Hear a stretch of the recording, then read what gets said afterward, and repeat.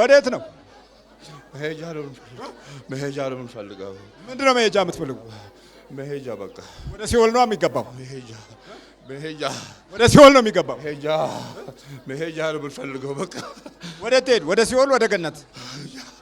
እኛ መሄጃ ነው የምንፈልገው በቃ። መሄጃ በቃ በዚህ እኮ ያስወጣል። በዚህ ወዴት ነው የምትሄዱት? ወዴት? መሄድበት በቃ ቃል እዚህ መጥቶ አይለቀቅም። እዚህ ተገብቶ እኮ መለቀቅ የለም። ስንት ዓመት ተጫወታችሁበት? እኛ እኮ ስንት ዓመት ተጫወታችሁበት? እድሜው ልክ። እሺ እድሜውን ልክ ነው የተጫወታችሁበት? አዎ። እንዴት? በቃ በእኛ ስር ነው ለሁሉ። እኛ ይሄ በጣም በቃ የኛ ነው፣ በእኛ ነው በቃ። አሁን ምን አለበት አሁን አንድ ነገር ልንገርህ። በቃ የለም ትነዱት ነበረ? የለም እሱ እኮ የለም እሷ ሳይኖር ነው የኖረው። እሷ እኮ በእርግጥም ሳይኖር የኖረ ሰው ነው ይሄ ሰው። እንደ መንፈሱ እንደፈለገ ሲኖራው ነው የኖረው። ሲነዳው፣ ሲያበላው፣ ሲያጠጣው፣ ገንዘቡን ሲያባክንበት የኖረ ነው።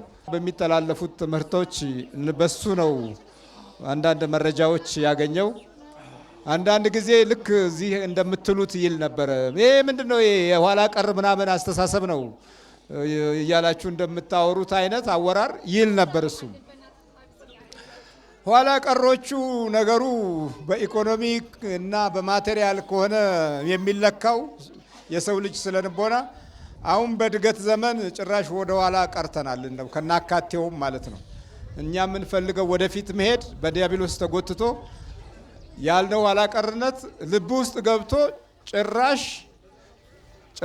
ከማቴሪያል በታች የሆነ አስተሳሰብ እንዲኖር አድርጎታል። ዛሬ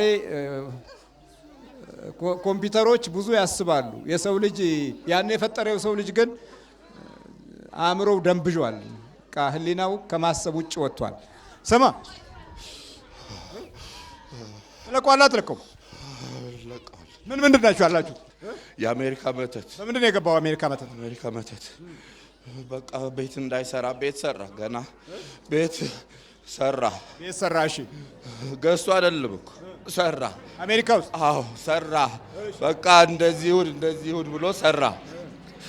ቤቱ እኛ እንደምንፈልገው አረገን፣ ሰራ ነው። እኛም አብራችሁ ሰራችሁ? ቤቱም ሰራ ነው።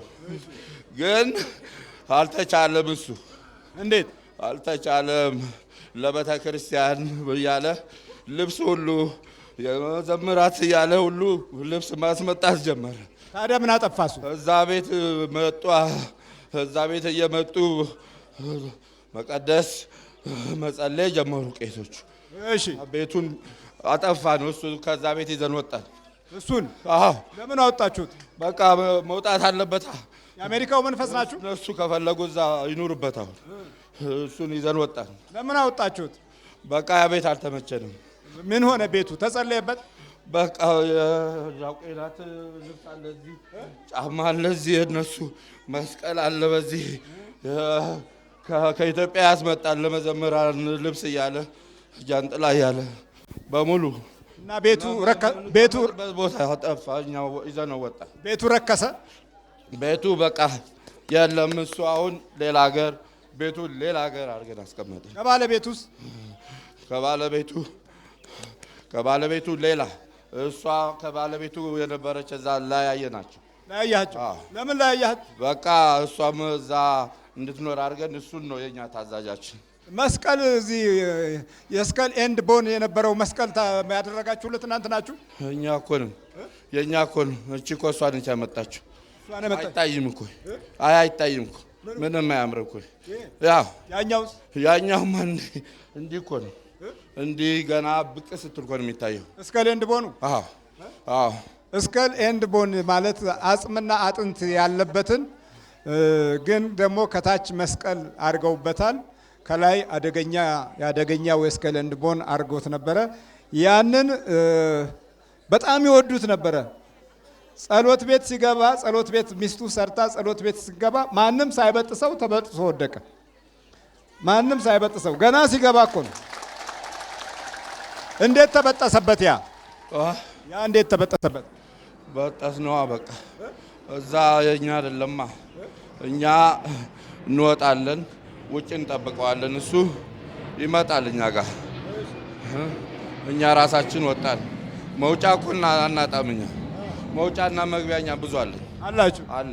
ምን ስታረጉት ኖራችሁ? እሱን እንዲሁ በቃ ቤት አይገባም።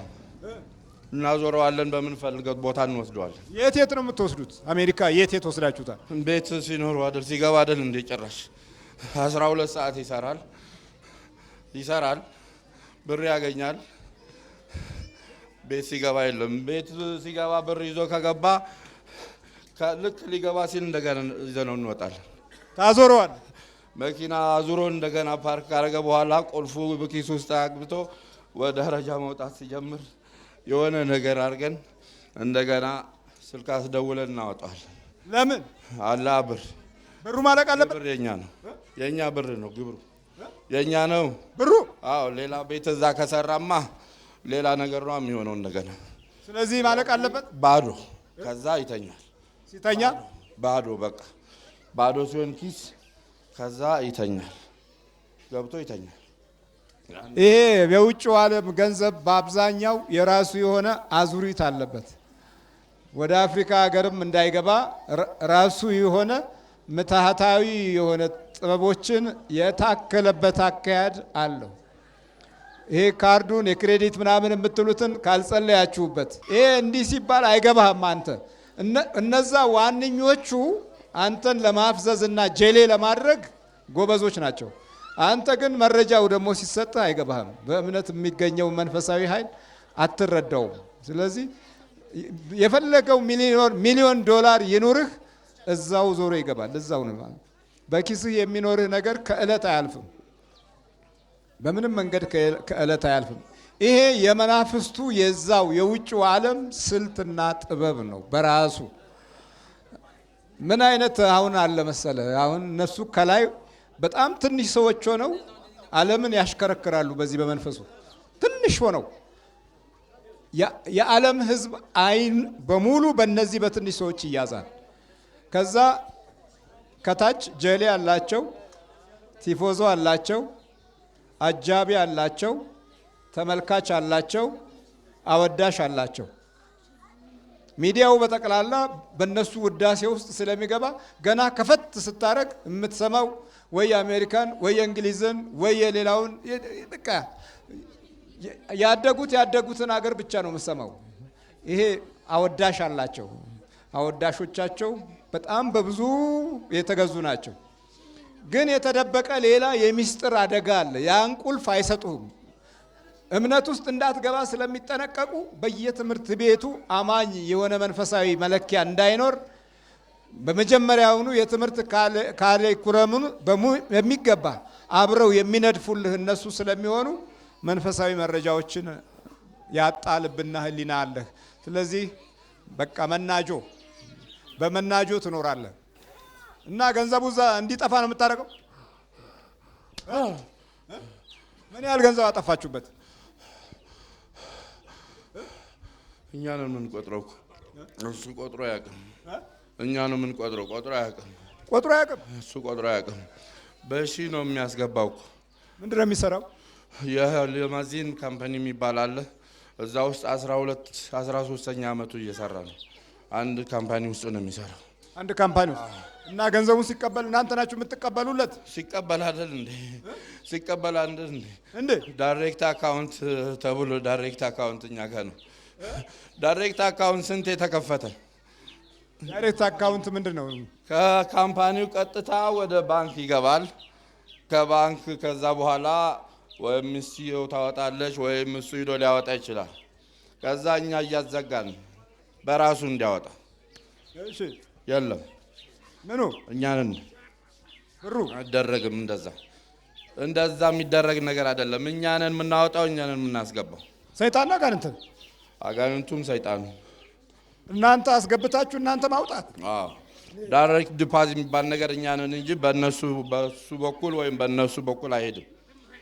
ዳይሬክት በእናንተ ብቻ ነው? አዎ በእኛ ነው። ምን ያህል ገንዘብ አጥፍታችሁበታል? እንደው በግምት እስቲ ገምቱ። እንደ አሜሪካ ዶላር ገምቱ። ልጁ የሚሰራው እኮ ከ90 በፈረንጅ አቆጣጠር ነው የምትፈልገው ከ2003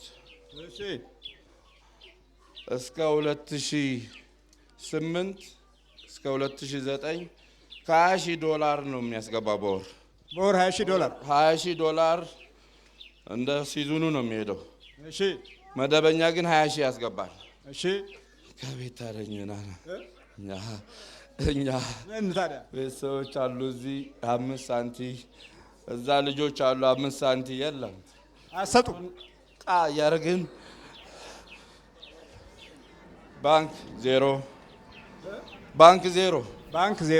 ያለም ባንክ ዜሮ እኛንን በቃ አዙረን ልክ እዛ ወስደን ቁጭ አድርገን ብሩ ሲጨርስ ከዛ ብድግ አድርገን ወደ ቤቱ።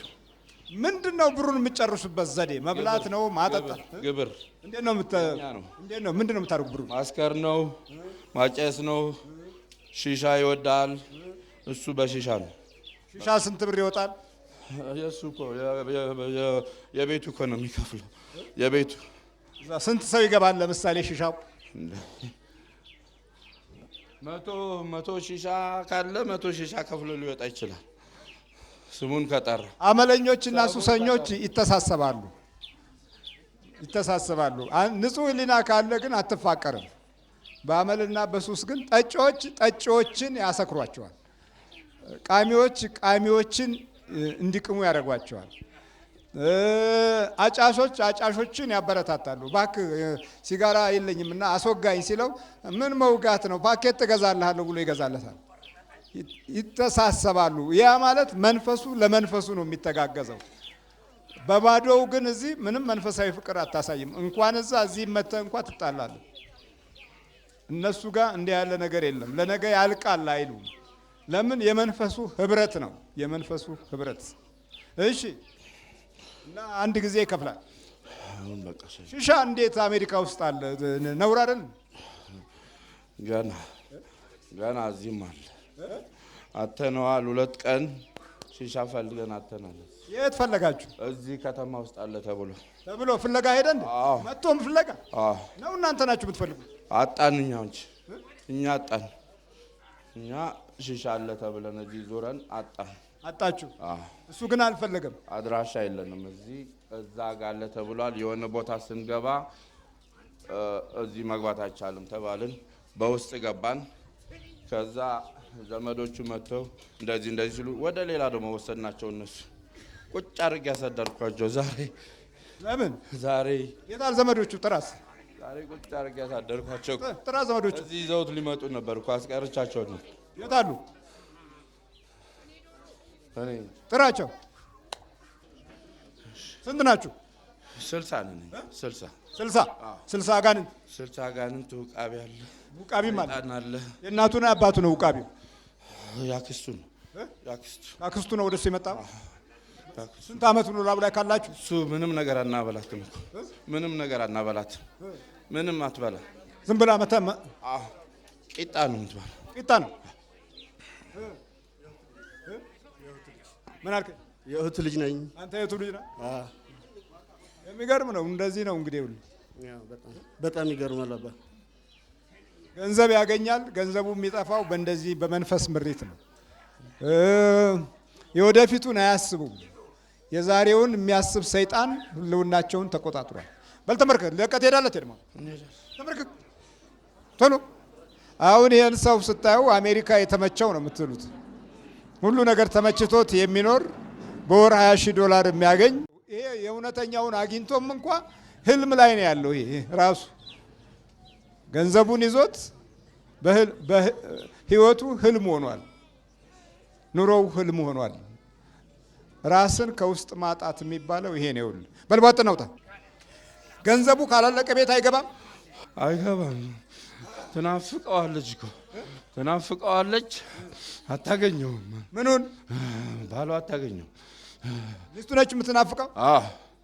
ለምን አታገኘውም? ቤት ሲገባ በቃ እኛንና ምንገባው እኛንን ምንገባው አለና ታዞረዋለህ።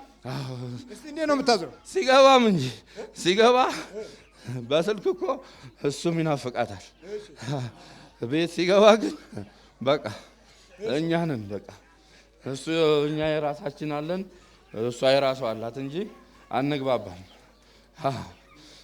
አሁን እንዴት ተያዛችሁ? የሚገርመው እሱ ነው። እሷ ነች እየጸለየች እሱማ የኛ እኮ ነው የነበረው የኛ ነው የነበረው እሱ የኛ ታዛዣችን እኮ ነው። አንገለውም እኮ አሁን እኮ ከለቀቀን እኮ አንገለውም መግደል አይደለም አንገለውም። በቃ እንደዚህ ነው እንጂ አንገለውም። መግደል አይደለም። ማንከራተት ከተውከን አሁን አንገለውም ከተውከን አንገለውም ነው የምትሉት? ፈቃድ ነው የምትጠይቁት? አንገለውም አይደለም ፈቃድ ነው ወይ የምትጠይቁት? አይ ፈቃድ ሳይሆን ፈቃድማ እኛ ፈቃድ አለ እኮ። ፈቃድ እንዴት ነው ፈቃድ ከኛ በላይ ፈቃድ አለ እንደ እኛ መግቢያ መውጫ እያለ እንዴት አንፈልግም እኮ። በር ዝጋው እኛ እንገባለን። ፈቃድ አንፈልግም ግን አሁን እንዴት ነው እሷን ነው የክርስቶስ ኃይል ያሸንፋቸዋል እኮ እሷ በቃ አርገናል እኮ ከዛ ቤት እንዳስወጣ ነው ከዚህም እናስወጣዋለን አርገናል። ከዚህ ከለቀቅ እሱ ነው ዋናው። አንከራታችሁታል? አዎ። ስንት ሀገር አንከራተታችሁት? ምን ያልሄድበት ሀገር የለም። በሱዳን አርገን ነው የወሰድነው እኛ። እሺ በል ተዘጋጅ። ቶሎ በል አፍላዩን በኢየሱስ ክርስቶስ ስም በስላሴ ስም በወላዲተ አምላክ ስም በቅዱስ ሚካኤል ስም በቅዱስ ገብርኤል ስም በቅዱስ ሚካኤል ስም ሲኦል እንገባለን። ቶሎ ሰባት ጩኸት ነውጡ። እግዚአብሔር ይመስገን።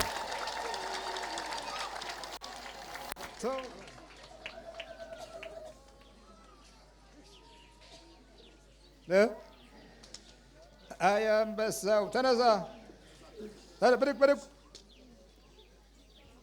ተነስ እንጂ ማነው?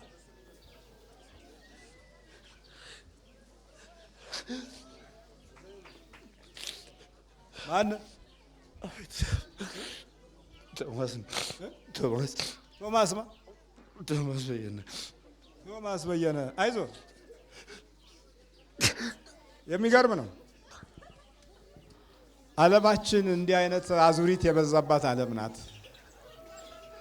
የምንመኘውና የምንሆነው ይለያያል። የምንሰራውና የምናስበው ይለያያል።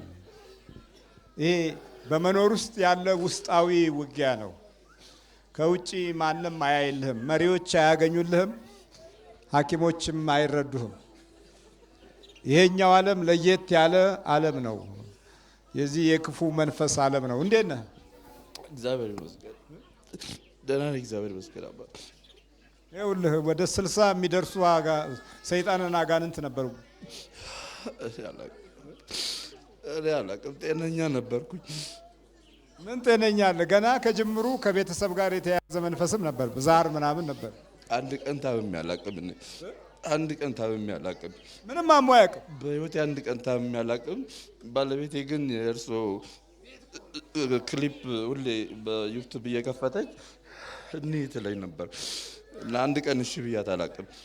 ሁሌ በቃ እሷ ስትከፍት መኝታ ቤት ዘግቼ ነው የምተኛው። የራሴ ዌብሳይት ከፍታለሁ፣ እሷ የራሷን ታያለች። ሁሌ ትለምነኛለች። አንዳንዴ ራሱ ይህንን ላለመስማት አምሽቼ የምገባበት ቀን አለ። ይሄ የሚከፈተው እንትን እሷ እስከምተኛ ድረስ ግን እሷ እስከ ጠዋትም ቁጭ ብላ ትጠብቀኛለች። እና አንድ ክሊፕ ላሳይ በቃ የ30 ደቂቃ ላሳይ ስትለኝ እምቢ ነው የምላት። ከዛ አንድ ቀን እሺ እስኪ በቃ ምናምን ነገር ብዬ ሶፋ ላይ ቁጭ ብለን አስታውሳለሁ የ40 ምናምን ሰከንድ ነበር ደቂቃ።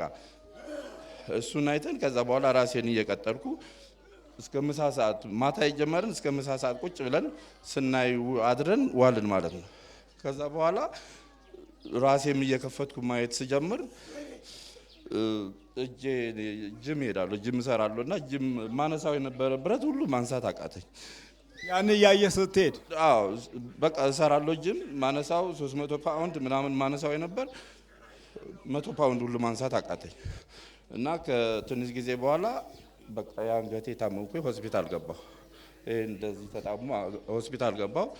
ኢንሹራንስ ስላለኝ ምንም ነገር የለም ብሎ መድኃኒት እንኳን አልሰጡኝም። ትልቁ ተአምር ያየሁት እኔ ምንድነው መስገድ የጀመርኩት ማለት ነው። የ4 ዓመት ህፃን ልጅ አለኝ ልጄና ልክ ከስራ ገብቼ ልብሴና ወላልቄ ሶፋ ላይ ቲቪ ከፍቼ ቁጭ ብዬ አባቴና ሰርፕራይዝ አለኝ አለኝ። ቆይ ደክሞኛል መጀመሪያ ውሃ ልጠጣ አልኩትና ኖ የአሜን ነገር አንተ አይደል እንደ የምትነገረኝ ማሚ አሜን ሰርፕራይዝ አድርጋለች አለ።